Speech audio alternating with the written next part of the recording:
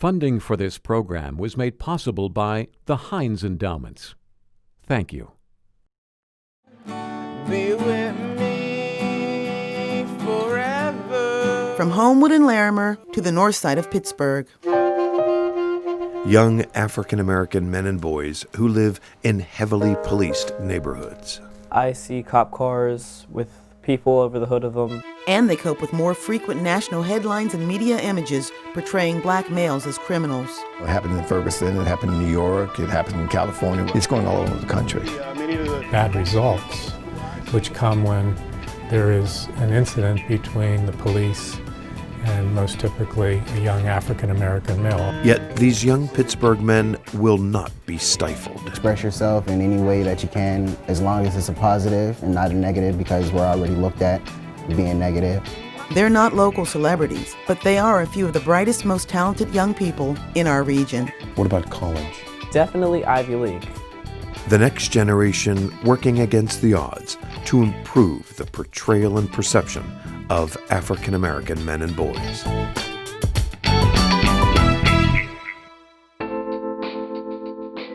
Hello, I'm Michael Bartley. And I'm Minette Seate. For several years now, we've brought you a series of positive stories about African-American men and boys. We focused on their professional and community successes rather than the usual images of black men in handcuffs or running from the police. Let's take a look. And it's night. You can also put it here. Take that information.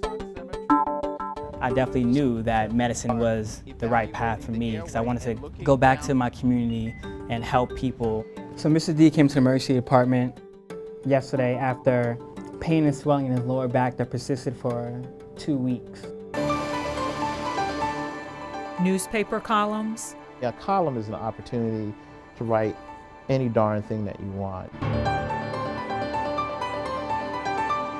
Talk shows. We're going to talk to two people who are concerned about the school board's plans. Photographs. When most people pick up a newspaper or magazine, I think first thing that their eyes go to is the photograph. Entrepreneurs all who mentor young men to take charge to better portray themselves as well. Wanting more out of life, I think, is a first step. Secondly, I believe education plays a role. Well, I would like to be a lawyer.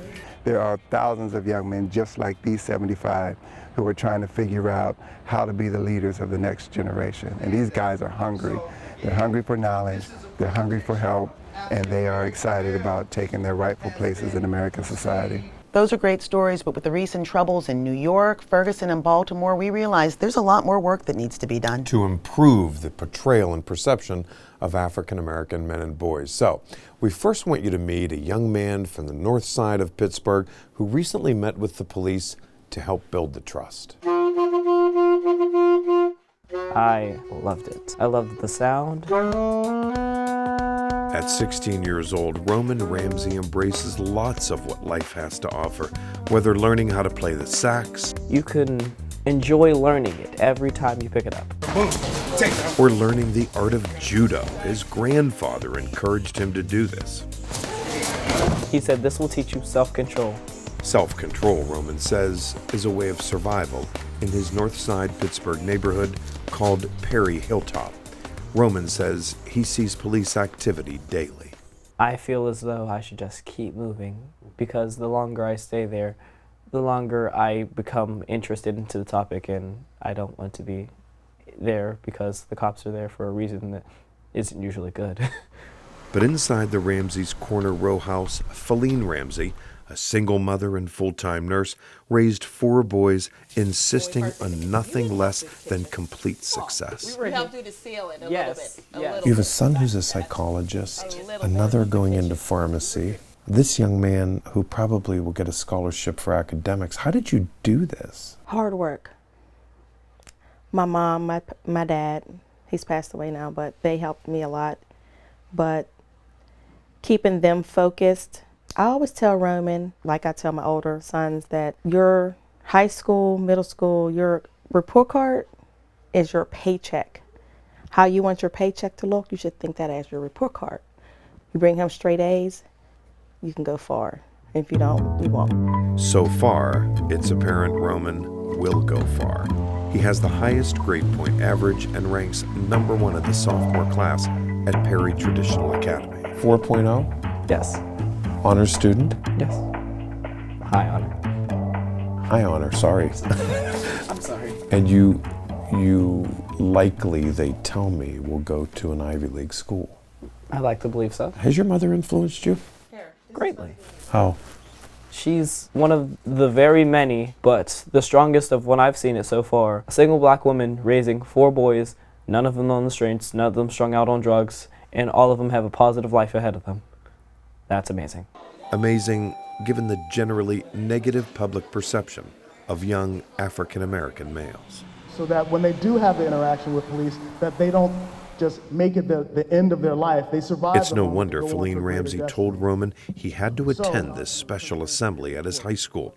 It was sponsored by the National Black Prosecutors Association, and the topic couldn't have been more timely: building trust between the police and young black males.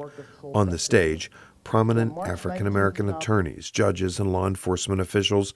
Roman's mother insisted he be here. I tell my sons, if they're out somewhere with all the stuff that has been going on between the police and young black men, don't argue with them back. If they approach them in any kind of way that they feel that, even if they feel that it's not right, don't give them any reason to want to put their guns on them or to beat them or anything. After the general auditorium welcome, students visited smaller classrooms to meet law enforcement leaders. Dennis Logan, Chief of Detectives for the DA's office, Pittsburgh Police Commander Eric Holmes, and a state trooper whose face we shield because he works for the undercover narcotics unit. And I've seen people from low-level dealers to millionaires. And at the end of the day, it always ends up the same way: you go to jail. We're here because we care about you guys. We're here really in peace. And to impress upon them that their relationship with the police does not have to be adversarial. Even at my age, as a father, as a grandfather, if I get stopped by the police, that police officer is in charge of that scene. So when he tells me, when I'm told to pull over, I'll pull over. When I'm told to keep my hands on the wheel, you keep your hands on the wheel. The thing to remember is no traffic stop and no police officer wants a traffic stop to end in some type of tragic event. No one should walk away from a traffic stop in a body bag or paralyzed or whatever, or any violence or things like that. So the students were told resisting on the street makes it worse. They were told they can always take legal recourse later if they're mistreated. Complaints can be filed, and you have avenues. You'll never win on the streets. If something bad happens, or you feel something happened, perceive something happened, or something bad actually happened, you will never win the argument on the streets. But there's avenues to redress whatever happened. To file a complaint with, if you're in the city of Pittsburgh, with the commander or the police chief or whatever borough it happened in, or to file a complaint with the district attorney's office and allow them to investigate the police misconduct. If he beats you, that's a criminal offense. My detectives will then interview you, try to find as many witnesses as you will never, ever, ever, ever talk your way out of an arrest. It's not going to happen. Whatever seeds that can be planted here in this program, that it may kind of plant in their mind, and at some point it'll resonate with them and affect that decision that could change the rest of your life. I'm here on behalf of the National Black... Jerry Johnson of the National Black Prosecutors organized this event. He's an assistant DA with Allegheny County. He says there is a push nationally to lower the emotion. What I really want them to take away is a lot of these situations, people are reacting, and I want them to think and respond, because response requires thought process and pausing on the emotional response. I think when you have an emotional response, it spirals out of control into a conflict that can't be retracted. My hope, my desire is that they will think about their actions and respond as opposed to react, so it doesn't spiral out of control. They're in control themselves, and they're in a situation, maybe a traffic stop, they can control themselves and their reaction, and so they respond. And that's my goal. That's my goal, that they respond instead of react. Guaranteed. Roman smiles and thanks the police and his mom for suggesting he attend. He says his takeaway was simple: show the police respect, and they will show you respect. Just make it as comfortable as possible. As long as you're trying to make it comfortable, it will be easy and it will go quicker. Please welcome Mr. Hickton.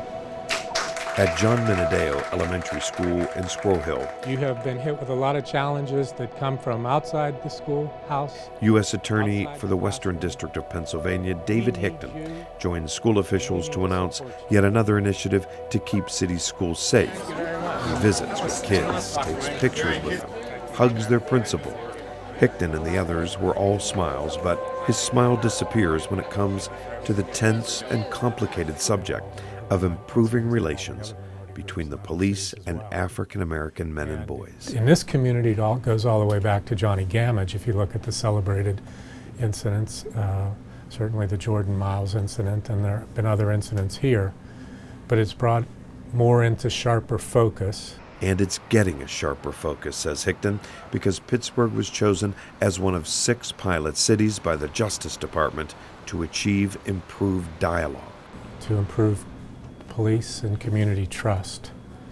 And it's a process which has at its core the goal of transforming the relationship in 2015 and beyond. When the incident happens, nerves are raw, emotions are high, and frequently it leads to a cycle of misinformation. Hickton says many local groups will have a voice. Pittsburgh was chosen because it already has an impressive history of open community dialogue. We have the same common enemy. It's random community violence. It's insane. It does nobody any good. African American males are dying at a greatly disproportionate rate in Pittsburgh and elsewhere, largely due to violence from other African American males. The community has a stake in solving that.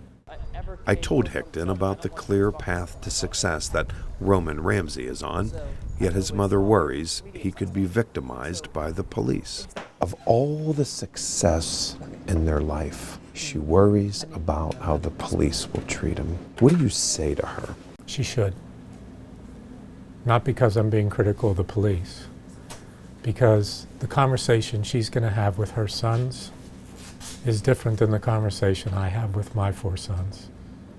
They're not as likely to be stopped. There's a very sad story that comes out of Homewood of a kindergarten class that was doing an activity and was being organized, and they were asked to get in single file line. And one of the young children said, "Are we going to prison now?" I don't mean to be critical of law enforcement. We need to enforce the law. We need to enforce the law fairly, without bias. But at the same time, we need to recognize, we need to work as hard at preventing that crime and as hard at community building as we are vigilant about enforcing the law. To do one without the other is incomplete and foolish. It's beneath us as a society. The Pittsburgh Police Command staff, led by Chief Cameron McClay, is also engaged in diffusing tempers in our heavily policed neighborhoods. It's about training everyone to have more respectful interactions and causing the young people to be able to interact with the cops in such a manner that we don't have tragedies, because if the citizen follows the commands of the officers, there will rarely, if ever, be unjust outcomes. But it's in the face of that resistance, whether verbal or worse, physical, where bad things and tragedies occur. So we're trying to diffuse that bomb. McClay believes over time, mutual trust will be achieved in Pittsburgh. Officers enforcing the law without overreach, residents assisting police and respecting their work in keeping all safe. I'm so proud of the work that's been happening in my police zones, where I've got the officers at the rank and file level, supervisors, commanders out there really being proactive and actively engaging, because we're only going to break up those perspectives, one relationship at a time, and then B, we have to continue to look hard in the mirror about how we police, and are we causing more harm than good when we're policing these neighborhoods. So I'm looking for us to improve the quality of that partnership, and hopefully over time those kind of fears will diminish. To take this initiative up. McClay, we need to make the case. Hickton, I always tell Roman, Feline Ramsey, and others agree so much more work needs to be done.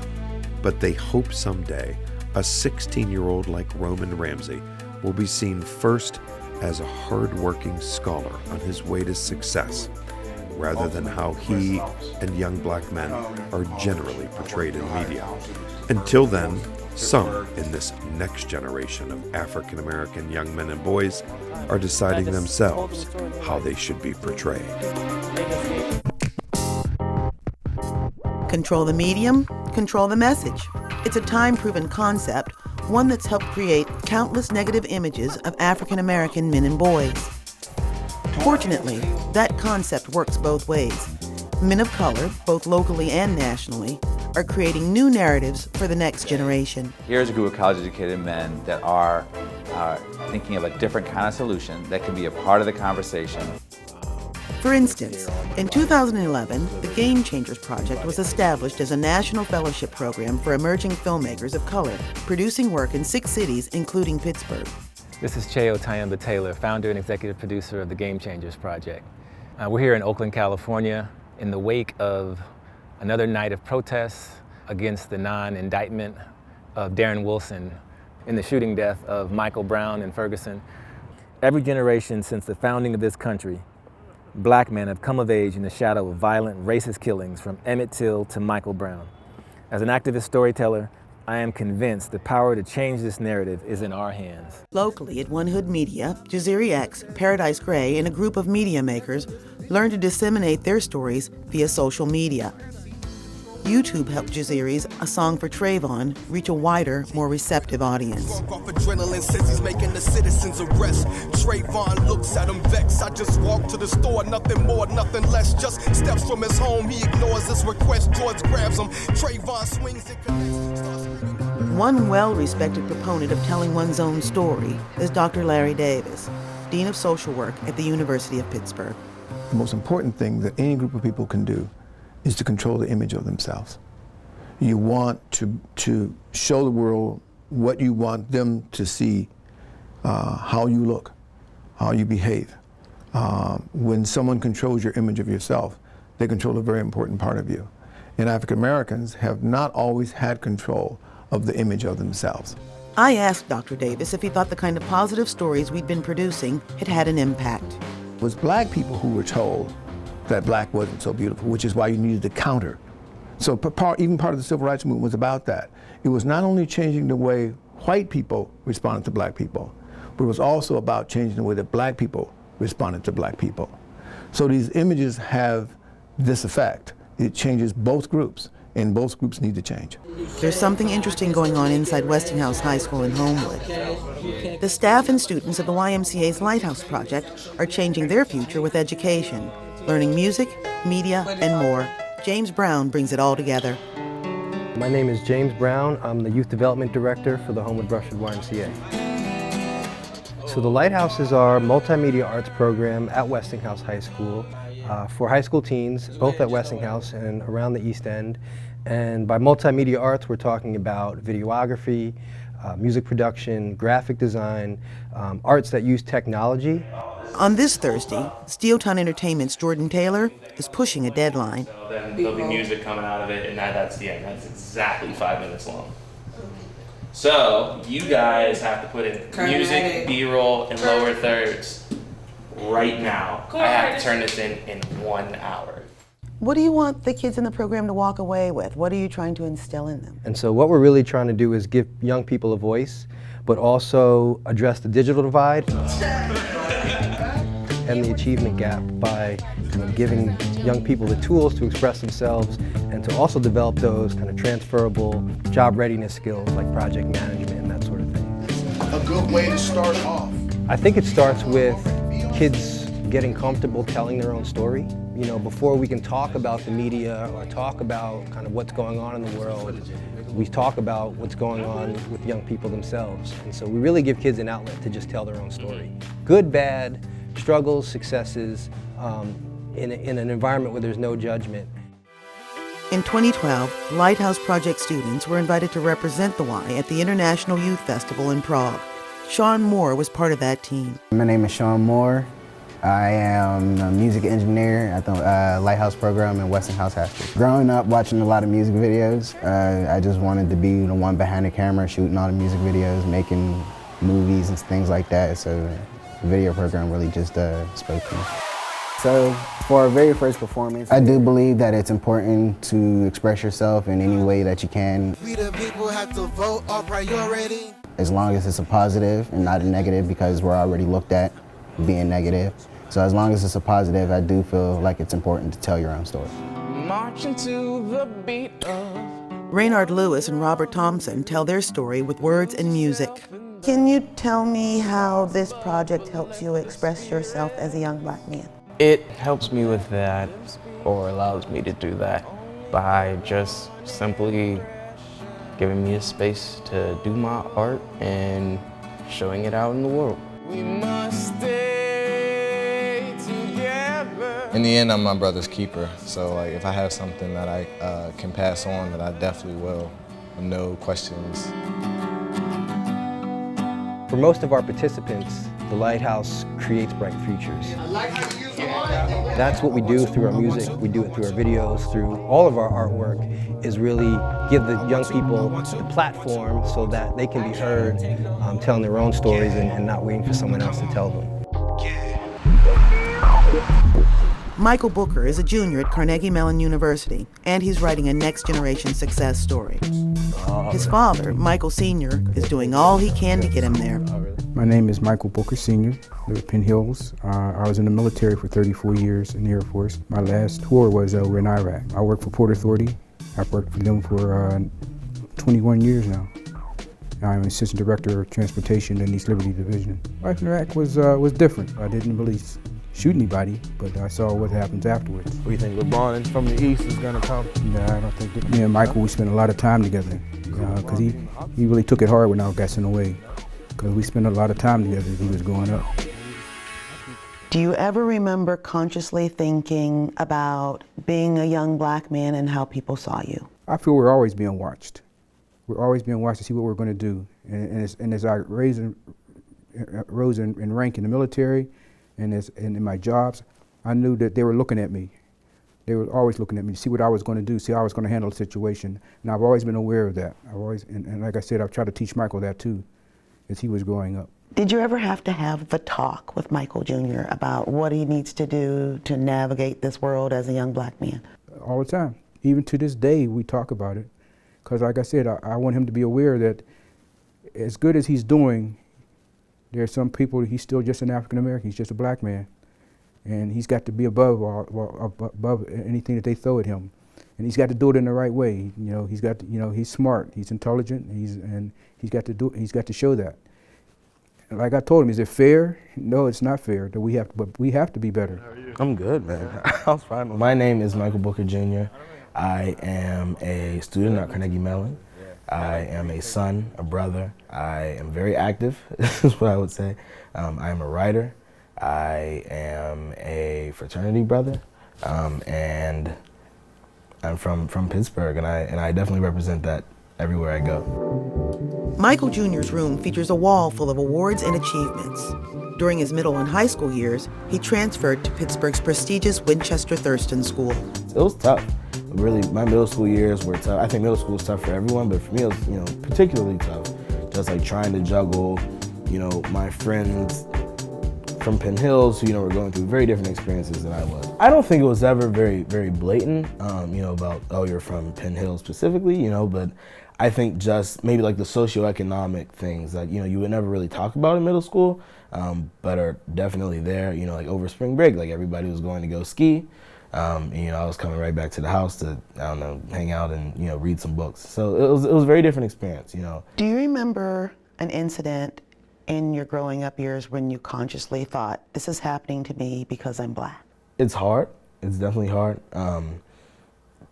But this is gonna sound weird, but I've always been black, you know what I mean? And it's something that you get used to. And so when, like Dad just said, like, we've talked about this my whole life, I was almost disappointed in myself for not like seeing that sooner, like I think that's a very sad realization. But at the end of the day, like, you have to be smarter about your decisions, right, when you are a black male.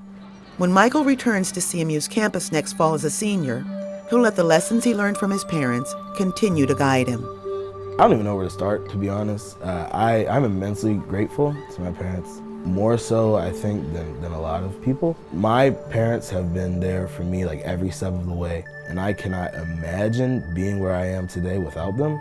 But you seem really philosophical about it. You don't seem, at least on the surface, to have any bitterness about this extra responsibility that this places on your shoulders. I think that I'll go, I guess, give credit to my parents. You know, like it's a reality that like has been in front of my face since I was born, you know? I think that, like I said before, like I've always been black, you know? And so I cannot see myself being bitter. You know, I'm proud to be black, I'm proud to be an African American. So where do we go from here?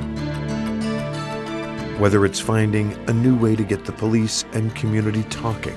He's pulling over someone who he doesn't know. We've got to develop a sense of what are the public order concerns of the neighborhood, and when we're responsive to those concerns. Or putting young men on a path to leadership. And the more we can surround young people with positive mentors, positive experiences, the more likely kids are to succeed. Our futures depend on the next generation.